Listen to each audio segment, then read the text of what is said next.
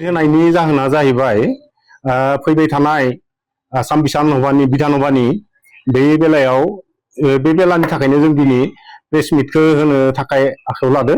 मानो होनोब्ला एक्स वार्कार एसोसिएशननि जानानै दिनै बिटिआरआव सारा बिटिआर बाखि रायजोनि सेराव जों बेखौनो खावलायनो लुगैदो।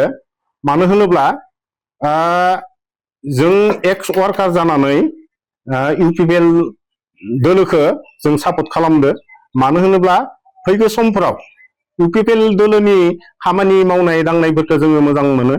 मानो होनोब्ला प्रमद साराबो गोबांसे खामानि मावबोदों 5 बोसोराव आरो जोंनोबो एसेबाबो एक्स वार्कारफोरनो अनसुंथाइ हरदोंमोन। बिनि थाखायनो जोङो इउपिपिएल दोलोखौ सापर्ट खालामो।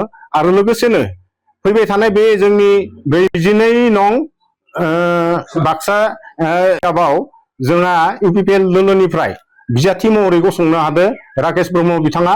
ओरैबायदि गोहोगोरा सासे केन्डिडेट।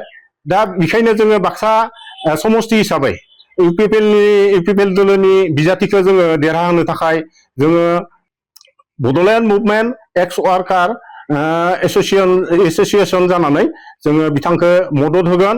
ओरैबायदि मदद होगोन जाहाथे जोङो बिथांखौ जोङो देरहाहरनो हायो। बेबायदि जोङो प्रसेसजों जों खामानि मावगोन।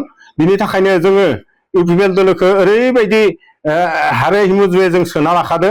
मानो होनोब्ला जोंखौ बहुतखिनि प्रमद सारा सहाय होनायखायलाय जोङो दिनैबो जों बावनो हायाखै।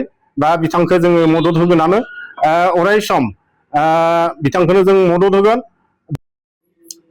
गिबियावनो बिटिसि रायजोखौ खुलुमहरनाय जायो। बे प्रेस मिटजों जोंनि बाक्सा मसलपुर डिस्ट्रिक्टनिफ्राय बड'लेण्ड मुभमेन्ट एक्स वार्कारनि जानानै आं आफादगिरि हिसाबै जोंनि कर्मिफोरखौ आं बेखौनो बुंहरनाय जायो जे दिनै जोंनि डिस्ट्रिक्टआव जोंहा राकेश ब्रह्मआ बिथाङा बिजाथि महरै गसंदों। बिथांखौनो जोङो सापर्ट खालामनाय जादों जोंनि बड'लेण्ड मुभमेन्टनिफ्राय। लोगोसे जोंहा बहुद खामानि मावनो गोनां दङ। बेखायनो बे जोंनि इउपिपि सरकारखौनो जोङो लाबोफिननायनि थाखाय जोङो गासैबो सापर्ट होनाय जादों। बे सरकारखौ जिथि होनायनि थाखाय गासैबो मदद खालामनांगौ होननानै आङो जोंनि सरकारनि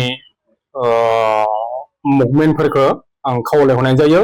जोंनि राकेश ब्रह्म बिथांनि सावगारिया जादों ट्रेक्टराव, बे ट्रेक्टराव भट होनानै जयजत्त खालामनो थाखाय आङो नोंथांमोनखौ खावलायहरनाय जायो।